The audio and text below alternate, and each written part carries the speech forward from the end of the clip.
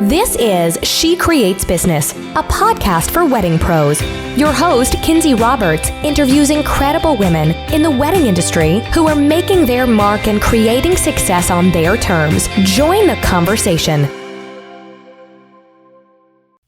Hello, and welcome to episode 176 of She Creates Business, a podcast for wedding pros. This is your host, as always, Kinsey Roberts. How are you today? Hope you're doing well. Thank you for joining me. Whether it's your first time or you've listened to all 175 episodes previous to this one, I appreciate you guys. Without you, this would not be a show. I am so excited about this episode today because it kicks off a string of incredible episodes that I recorded at the beginning of 2020. So I was in this major recording mood at the beginning of 2020 and I got a ton of episodes done. And then you know what happened in early March, coronavirus hit. And I just felt like some of these episodes needed to be held on to. Luckily, I always record evergreen topics, and so I'm not worried about that at all. You are going to love these upcoming episodes, including today's, but I just felt like I needed to hold on to them for a little while. So I think we're at a point now where we know what's going on with coronavirus. It is what it is. We still have a lot going on in the world. Let's be real about that. But I want to get these episodes out into the wild. I know you're going to love them just as much as I do. And I could not think of a better episode to start this lineup with than with Christina Sloan from Refined Bridal Boutique. Christina, you guys, has experienced a devastating loss recently where a house fire completely burned her house to the ground and she's lost everything. I saw this on Facebook, I saw it on Instagram, and I thought, wow, this would be a really great time. Like, she's the perfect person to release this episode to ask you that if you are in a position to donate to Christina and her family, if you are not, no pressure. You guys, this has been a hard, crappy year, and I totally get it. But for those of you out there, if you have an extra $5, $10, $25, a friend of hers has set up a fundraiser on GoFundMe for Christina and her little cute family there in Birmingham. And I know that she would be so appreciative, and I would be as well, if you would take the time to donate. Like I said, only if you're in a position to, and you care to do so. It's no pressure at all. But I know that we have an amazing group of human beings who listen to this show, and I know that you would help someone if you can. And I know I would need help, or if I know that you would help me if I needed it, or someone else in your life. And Christina really needs it right now, you guys. They literally lost everything that they had in their house fire. Luckily, they're all safe. So, like I said, if you're able to donate, I'm going to leave a link in the show notes. And I know that Christina and her cute family there in Alabama would sure appreciate you. Christina, we are thinking about you. I'm so glad to release this episode right now. It was almost meant to be. You know what I mean? Let me tell you a little bit about Christina before we get to the episode, and you're going to love her. She's on a mission to change and educate the bridal industry. This is personal for her. She's here to change, and not just change for the brides, but to change the industry as a whole, to become more size inclusive. So every bride, regardless of shape or size, feels beautiful, confident, and celebrated while shopping for her wedding dress. Prior to opening Refined Bridal Boutique, she came into the wedding industry through her wedding planning business, Christina Sloan Events. She's as passionate as she is about Refined, her bridal boutique, and her mission for size inclusivity. Making the decision to close her successful planning business and totally start over was completely terrifying. But she found the courage to pivot. She changed her business model, and it has allowed her to not only to continue to serve brides and those who wear wedding dresses in a whole new way, but really help inspire other wedding professionals to do the same when they feel a new dream kind of start to take hold inside of their heart. And I love that about Christina, and you're going to hear that in this interview. You know, the thing that you start in the wedding industry in may not be your main thing forever. And I like to say that on the podcast because sometimes I I feel like we get mired down in this trap of, oh my gosh, I'm a wedding planner, I'm a venue owner, I'm a photographer, and that's all I can be. Because if I move on in one way or another, I'm not a success. I'm a failure. And the opposite is completely true. Christina made a conscious and intentional decision to step away from Christina Sloan Events to start Refined Bridal Boutique, and has found a completely new mission and vision for her role in the wedding industry. And I cannot wait for you to hear her story. Let's go talk to Christina Sloan from Refined Bridal Boutique, all about opening this brand new bridal boutique in Alabama that is all about size inclusivity and helping brides find the dress of their dreams. Here we go. Christina, welcome to the show. Hi, thank you so much for having me. It's my pleasure. Thank you for being here. When I emailed you back, I was super excited to have you on the podcast. And I also knew that you and I would be fast friends because you have purse snacks. And Always. Same. So I just said, I don't care what she wants to talk about. She's coming on. Your whole thing about purse snacks. That's right. We'll have to talk about that. But I have given the listeners your professional bio there at the top of the show, so they know you a little bit, Christina. But I would love for you in your own words just to tell us a little bit about what you're doing in the industry currently. Perfect. So I just opened, I'm the owner, and we just opened Refined Bridal Boutique in Birmingham, Alabama. So we're serving brides throughout the South. And what we do is we're an exclusively curvy and plus size boutique. So what that means is we carry sample size dresses in size 12 and above. We actually go through size 32. So every bride who walks in our door has a dress to try on and just has an experience that's joyful and celebratory.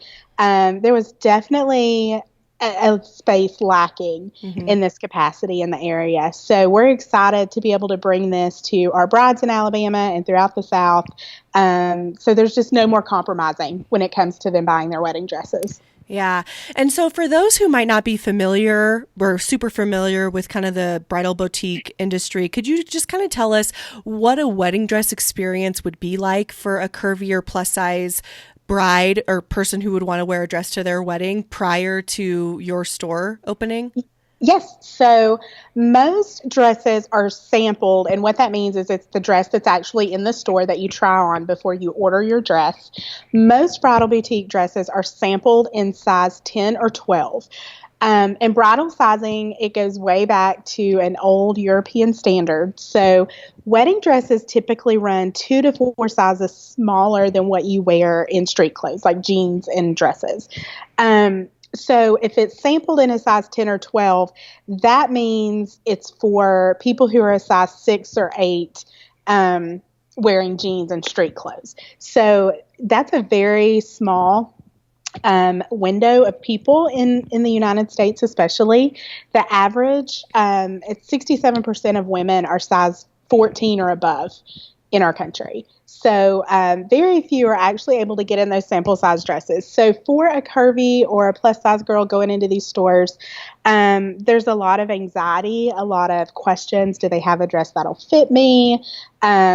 Not being able to actually get the dress on their body, so they're not able to see what that's going to look like. A lot of plus size and curvy brides are ordering dresses that they've really not been able to try on. So they really don't know how they feel in it until it's here. A lot of them are ordering online, and one of our big things is memories are not made by shopping online.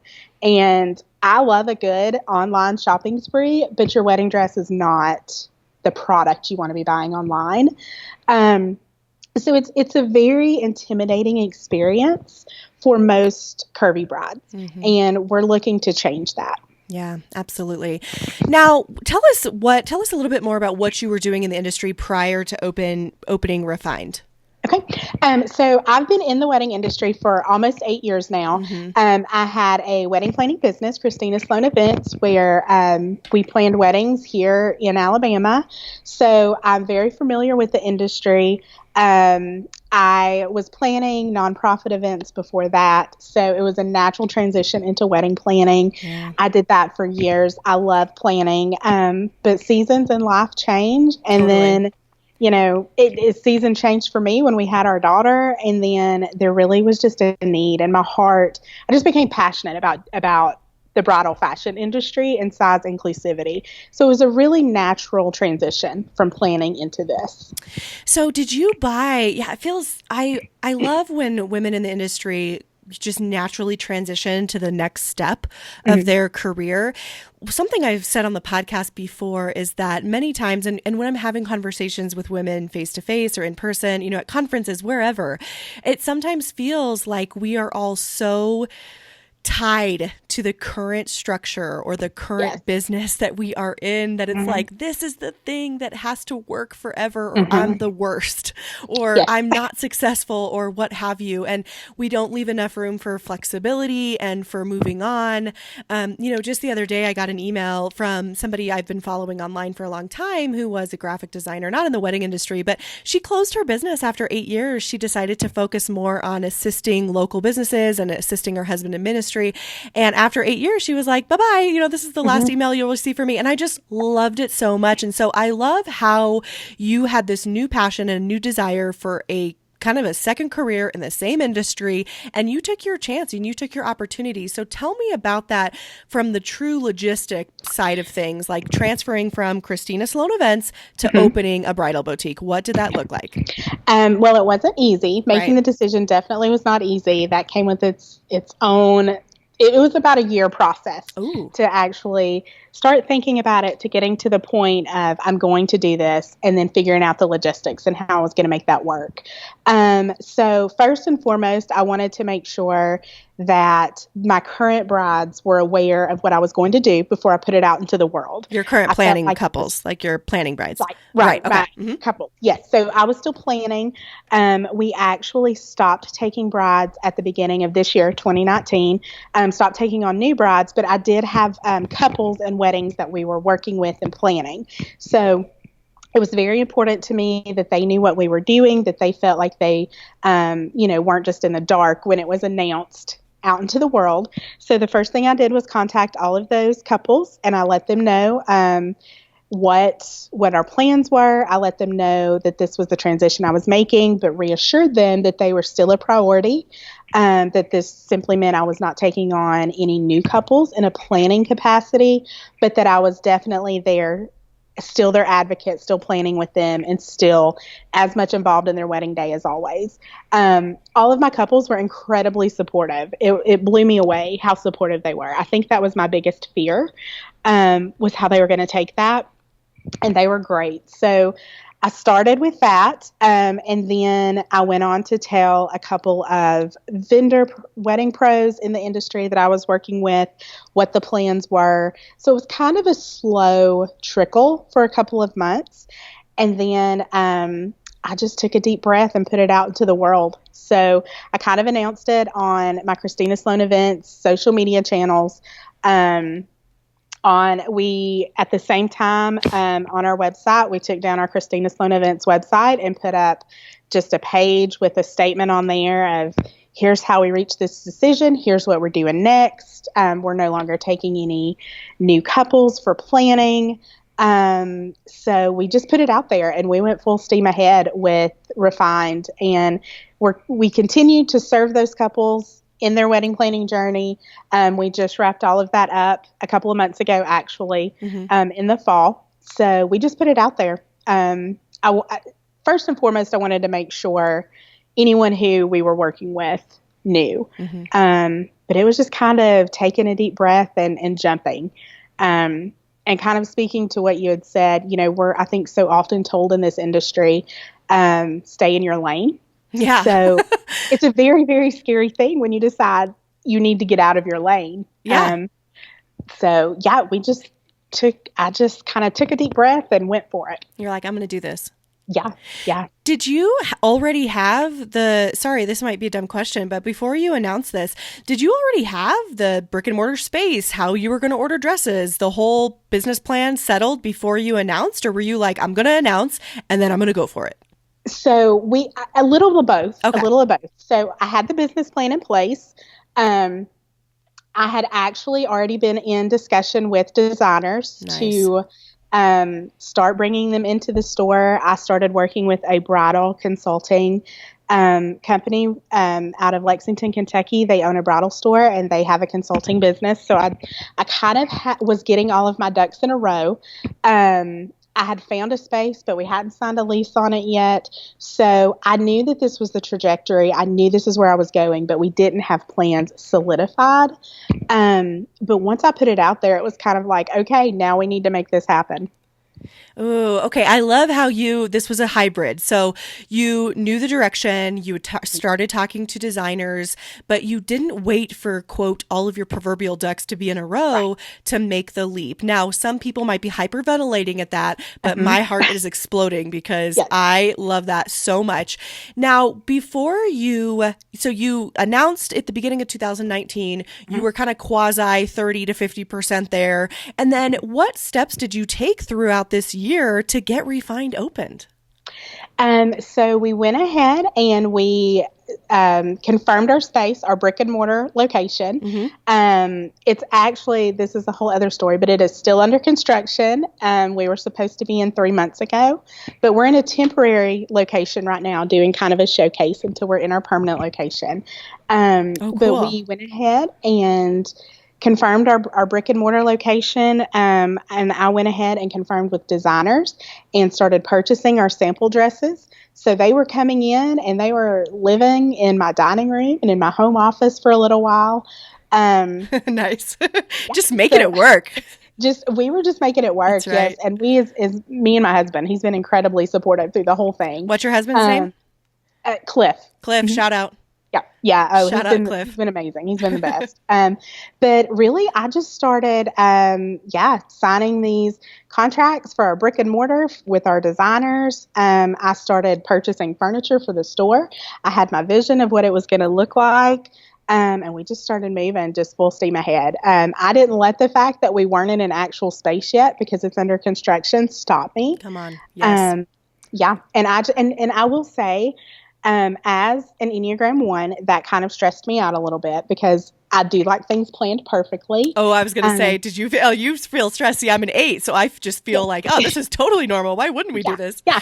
So, but I truly, throughout the whole process, there were times I'm just like, how is this going to work? What am I supposed to do now? But it's just been incredible the way like everything's aligned through the whole process. And I feel like I've really stepped into what it is that I'm meant to be doing. And this is truly the way I'm meant to be serving brides. And it's truly just all come together in such an amazing way. You have found the actual, well, you said earlier, we're told to stay in our lane, which is so true. And I hate when people say that. But you have truly found your calling in this industry. I can really hear it in your voice. I have a question for you, and I don't mean this in a crass way. You don't have to like share the actual dollars and cents, but did you save at all before you made the announcement to Christina Sloan Events as a planner? Were you saving for like a down payment on the brick and mortar? Are you leasing that space? Did you actually buy it? How are you paying for the dresses? Tell me how this works financially. Yeah, so we are leasing the brick and mortar. We have not purchased the actual store, but there's still a lot of cost involved in that. And then, of course, buying the dresses and just the setup. So this was a lengthy discussion because it is so different from wedding planning and kind of working, in a service-based industry. So this was a lengthy discussion. This is where my husband came in. And we actually decided we were going to do this debt-free. So we did not want to go to the bank. We did not want to take out a loan. So we accessed our own savings. I wasn't particularly saving for this from the beginning, but we accessed our own personal savings. And we have self-financed this entire thing. It has been no easy undertaking. There have been times that I've thought, let's just go to the bank. Let's just make this easy. It has been incredible. I mean, it is not an easy thing to start a brick and mortar. Just kind of round dollar figures. We currently have about $50,000 worth of inventory and dresses, plus, just general startup cost of getting into a space and furniture. So it's been quite an undertaking, but I will say I'm very proud of the way we've decided to do this debt free. I really, and again, that's one of those things, I feel like it's all just aligned the way that it needed to, and has been incredible. But it took a lot of really sat down and created a business plan and a budget. And that was key. I feel like the potential was there to really get out of hand because everything's so pretty, Of from course. dresses to furniture to stores to paint, everything. You're so like, yes, really I do need this kind of- $5,000 mirror times 5. Of course. Yes. And you would not believe how expensive mirrors are, to be honest. I Girl. was like, this is incredible. This is crazy. Yeah, girl. I outfitted a bridal suite at my wedding venue, so I get you. Yes. Yeah. It's the crazy. worst. I mean, it's the best and the worst. Yeah. Yeah. So I kind of relied on like my systems and processes that I had built through wedding planning and, So smart. working on budgets all the time and really just stuck to that. I am so happy to hear you say that there were hard conversations. There's still going to be hard conversations to come. I relate so much to this because having a wedding venue is also having a brick and mortar local business. And there are so many costs associated with having a brick and mortar. It is, and you just hit the nail on the head. It's so much different than starting a planning business or even a photography business, even though there are assets involved with being a photographer. And it takes a lot. It's so easy to get out of hand, like we laugh about it, you guys, and it sounds like a joke about mirrors and stuff, but it's so true. When I was picking up the chandeliers, or when we were picking out the chandeliers in the venue, it was like, well, we need 6 of them, so that's a lot, when you're looking at big old chandeliers. Right. You could easily get into high 5 figures just in lighting, and you know this, and even at a brick and mortar dress shop. And so I'm so happy to hear you say that you decided to do this debt free, and the only way you could do that is to sit down and be logistical and do those hard number crunching. Have a budget, have a business plan. Anybody listening who has asked me how to start a wedding venue, that's the answer. You have to have a budget and you have to have a business plan. And if you don't have either one, you're just not going to have a business. Yeah. It's not going to work. And it's not pretty. It's the least pretty part of it all, Yes, but it's ma'am. the most necessary part of it all. Oh, yes. Say it again for the people in the back. It is Right. not pretty, but it is the Right. most necessary. It's so true. So you're in a temporary space because the leased building that you will be in officially, that will be the official boutique, is not ready, which is awesome. So I imagine it's having some remodel work done. Yes, it is. It's actually a historic building, so they fun. completely stripped it down and are building it from the ground up inside. So That's awesome. And what is your temporary space like? Why did you decide to have a temporary space instead of just waiting to open up the official space? Tell me about that decision.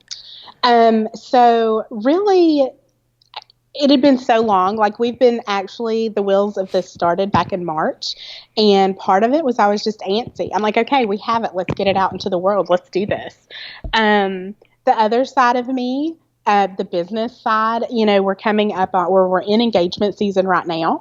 So it is almost dress buying season. So the business side of me really wanted to make sure we were able to capture that time.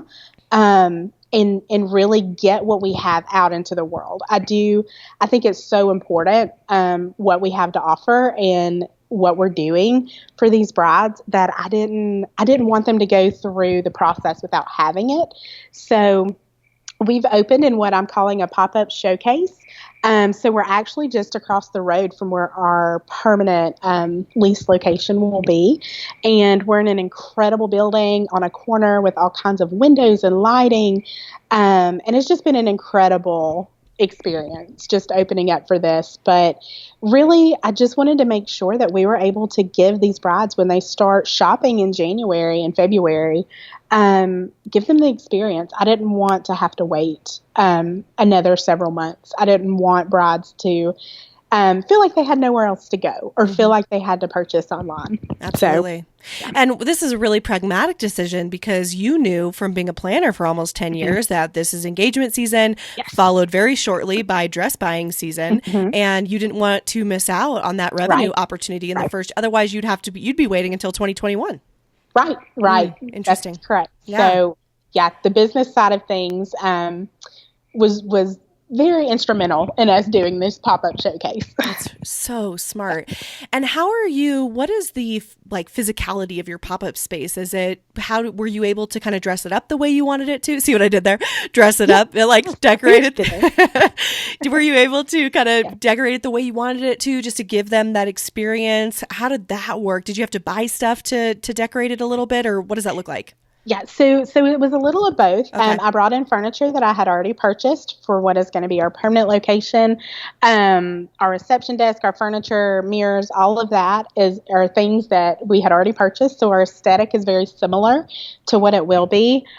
We did have to build new dress racks to hang the dresses on, because they're going to be built in at the other location. So we went with more of an industrial feel at this pop-up location. We did have to do that, and we're in a bit of a larger space, so we actually called on some of our wedding friends from our planning days, and they came and put up pipe and drape, white pipe and drape, just to soften it a little bit. So that's what our dressing room is. It's a large dressing room with just soft drape. So we really softened it up in that way. So the pipe and drape and the racks for the dresses are actually things we weren't planning on in our permanent space, but I think it's been a great touch here at our pop-up space. Yeah, absolutely. And of course, you already had those vendor friends that you can network with, that you've already built relationship with to come and help out when you needed it, which is phenomenal. Yes. I have a question. Did you know anything about the bridal? I don't know. I'm sure there's like an actual word for it, but like, did you know anything about the bridal wear industry before you started? I did not. Probably no more than most people in the industry. As a planner, there are times that I would go with brides as they were dress shopping. So I was probably a little more privy to some of that than a lot of people, and just seeing different brides and different dresses and different boutiques throughout the years. So I did have that experience, but as far as the inner workings of the bridal fashion industry and thank you, bridal fashion. I was like, what am I trying to say? Right. But I really just started seeing how curvy brides were just having trouble. And when I say curvy, I mean normal brides. I mean, we're all just normal brides. Right. And we would go into these shops and they would kind of be relegated to a couple of racks in the back of the store that were labeled plus size. And that's the reality of it. But at the end of the day, they're not plus size brides. They're just brides. So it started kind of being an emotional decision at first, me thinking about how could this be different.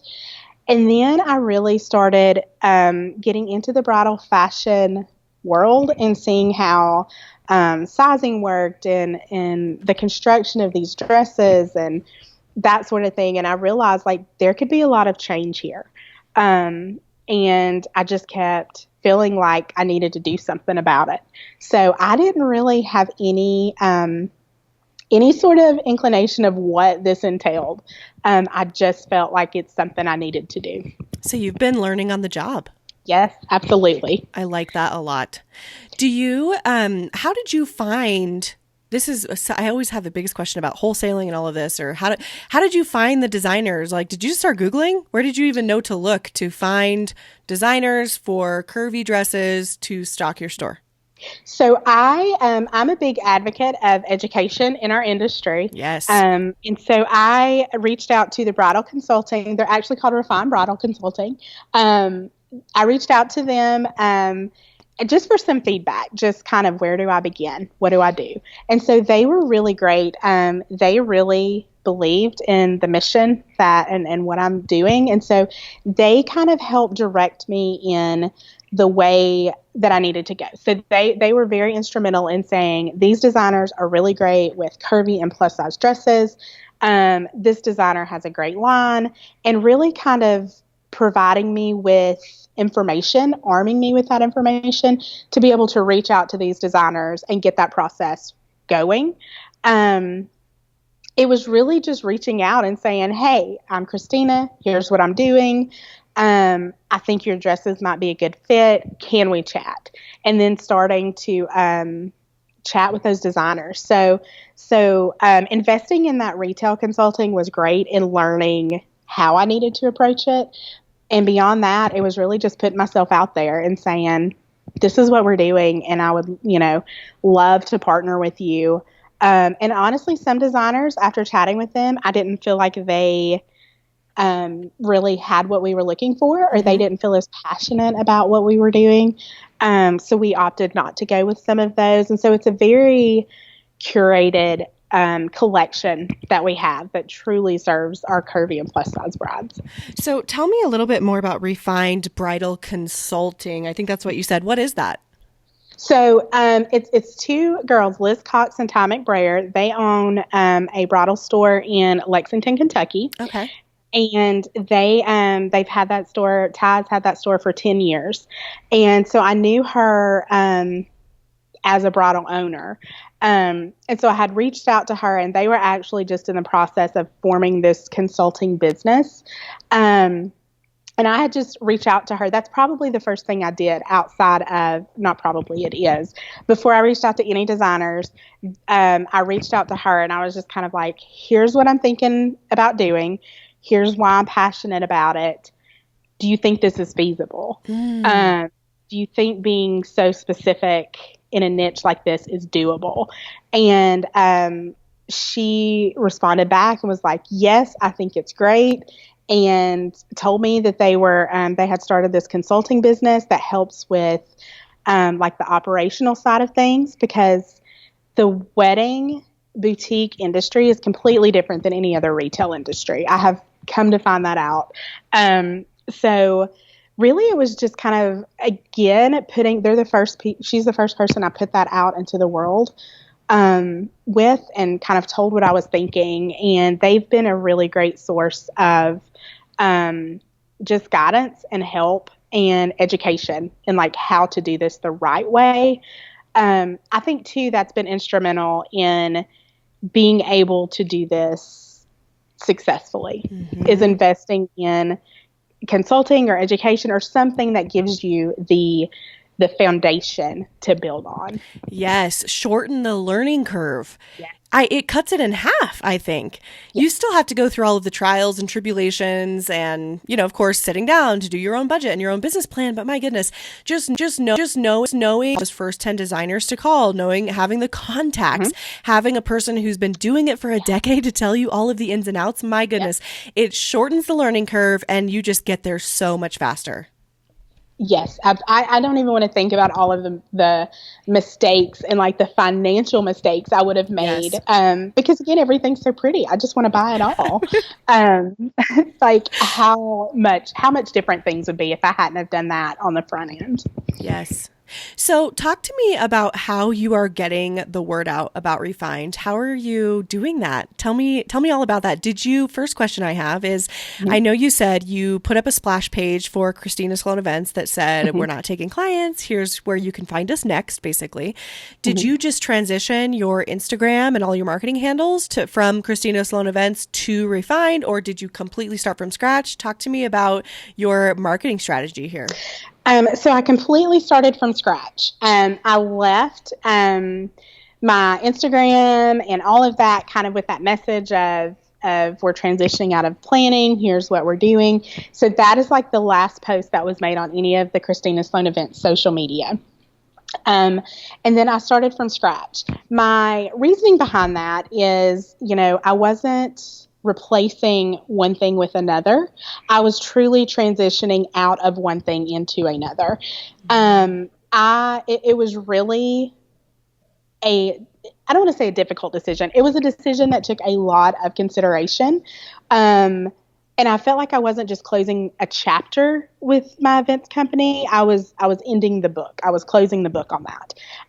But that didn't mean that it wasn't there and that it wasn't a successful business. So I wanted that to still be out in the world a little bit. But to speak to that, I did use that in my background there kind of as a platform of, hey, I'm new. I might be new to this retail side of things, but I'm not new to business. I'm not new to the wedding industry. I am not new to working with brides. And so I've been able to really use Christina Sloan Events to kind of springboard into Refined and all of our social media and marketing there. Most of our marketing right now is local, really a kind of social media effort. We do have our website and that sort of thing, but we don't pay for advertising right now. The only thing that we do is we've partnered with a local they're called Engaged Wedding Library, who works with brides in planning. So we've partnered with them But outside of that, we're networking. We want to be where the brides are. We want brides to see us and reach us organically, and really see what we have to offer, not just like a carefully curated advertisement that we've put out somewhere. Right. So it's all been kind of word of mouth, making sure all the wedding professionals know what we're doing. We've had incredible, just our location in downtown Birmingham. We've had so many people just reaching out to us from seeing our sign when it said coming soon and all of this. So it's really been kind of a local effort right now to serve our local community. And you're seeing that community support and that support from your vendors. And of course, you also said that your couples from Christina Sloan Events were super supportive when you announced it. How has it been different? How is this different from launching your planning company 8 years ago to now launching Refined Bridal Boutique this time around? What have you noticed that's different about launching this retail business? I think for me, I have a lot more confidence in doing this than I did starting out on my own. Just kind of putting events out into the world. I feel very passionate about this. I feel like I'm confident in what we have to offer, and I was confident in what we had to offer as a planner in that business. But I think it's a little different when you're selling yourself and a service versus a product that you're very passionate about. I feel the confidence is just there. I feel supported. I think when starting my event business, and I think so many people when starting your first business, you feel not necessarily alone, but just a lot of people don't know about you yet. A lot of people don't know what you're offering. And so it's kind of a little lonely. I guess that is the right word. But with Refined, just feeling very supported and having that supportive base of clientele from events, and I already had wedding industry connections. So I wasn't just blindly walking into a community and saying, here I am, accept me.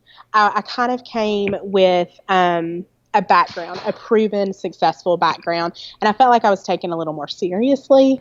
It didn't feel quite as hard to break in to the industry, if that makes sense, with Refined. That makes total sense. I like what you said, that you feel supportive and you already have a supportive base of course, clients and also vendor friends. Sometimes, going back to what we said at the beginning of the podcast, where we were saying how sometimes it feels like you have to clutch this first business that you created so tightly, because if you don't keep it forever, not even if you are not successful, just if you don't keep it forever, somehow you're a failure. And that is just the opposite of the truth. And what you said really just kind of turned on a light bulb in my brain that, sometimes the first business you start in this industry is just the springboard to the next thing. And the next thing could be your lane, what you're extremely passionate about. You've already made the connections, and actually you're going to see so much more success there because you've already laid this amazing foundation with your first business. And that's exactly true. When I started my event planning business, that was my dream. I was passionate about that, and I still love that. I think we don't always. I think very few of us start out doing one thing and do it for 50 years and never feel like we're called to something additional. Yes. And I really had to learn that it's okay for me to say, this was my dream and it was wonderful and it was amazing, but now it's time to close the door on that dream. And it was a hard decision. But I really just came to realize that sometimes we have to make those hard decisions. And it was okay for me to do that. It was okay for me to let go of something that was good and successful and something I loved, so that I could make room for something that was better in multiple ways. Better for my family, better for me, better for the brides in our community. And it was a little scary. I wasn't sure what my life was going to look like without, weddings and couples. But it's felt really good. It's been really scary. But once I reached that decision or reached that realization, that sometimes, I made a hard decision and I made it because that's just what the best decision was. Yes. I like the kind of metaphor that you use, that you weren't, the reason you chose to start from scratch with your marketing assets is because you weren't just closing, or you weren't just ending a chapter, you were completely closing the book on Christina Sloan Events. It was an amazing book. We all loved it. And now that book is over and now we're starting a new one. Yes. I love that. Yeah. That's so great. What are your, go ahead. I was going to say it was tough. I walked away from events during our most successful year in our company history. So it was really tough, but it felt really good. And I think part of the reason it was so tough is because the voices in my head of not everything, but so much that I would see or hear or read in this industry, I kind of got in my own head of like, who are you to think you can do this? Stay in your lane, do what you know. You've built this business. Why do you want to walk away from it? But it was, I had to make room. I can't do everything, and I had to make room for something better to come. Mm-hmm. And just because a decision is challenging doesn't mean it's not the right one. Right. Exactly. What advice do you have for someone who's listening, who's been really interested in opening up their own bridal boutique, whether or not it be, a niche bridal boutique or not? What's kind of your top 2 or 3 tips for them? I would say, number one, do your research. Do your research in your market, and make sure your market can support that, because owning a brick and mortar comes with a lot of overhead and things that you may not be used to in whatever you're doing now. So do your research, your market research. I would say number 2 is investing in some education or consulting that is very specific to the bridal retail industry. There's a lot of information on the retail industry out there, but the bridal retail is it's a whole different animal than a regular just boutique where you walk in, buy a dress, and walk out. So invest in some consulting or education. It may seem like you can't do that in the beginning, but it's really going to save you so much in the long run. And the third thing I would say is just believe in what you're doing and go for it. Don't let the negative get inside your head, because it's there. Like, I have a tendency to get in my own head sometimes. And I think we all do on some level. So just really make sure you're believing in what you're doing. And there are going to be hard days and days that you don't know how it's going to work and how you're going to make the next step. Because the opening process is long and tedious, and there's a lot of just different elements to it, but stick with it. If you're passionate about it, stick with it. So solid, super solid tips. Research your market. Make sure your market can bear the type of bridal boutique or brick and mortar that you want to open. Number 2, invest in coaching/consulting in your specific specialty, bridal wear, formal wear, whatever it be, because there's so many kind of nooks and crannies that will be different from regular retail. And then finally, believe and go. Absolutely. Yes. Yes. So good. Christina, this has been so eye-opening and helpful. I am so excited for your new journey. I cannot wait to follow you. We're going to have you on next year to do a, first year, how did it all go? Tell us everything. But before we get to that, I'll have to wait. I'm already impatient. Tell us where everyone can connect with you online. So we are online at refinedbridalboutique.com. We're on Instagram, Facebook, Pinterest at Refined Bridal Boutique. Perfect. Christina Sloan, thank you so much. Thank you. Thank you so much for listening to She Creates Business. Please take a minute and head to iTunes to leave an honest review so we can help more wedding pros find the show.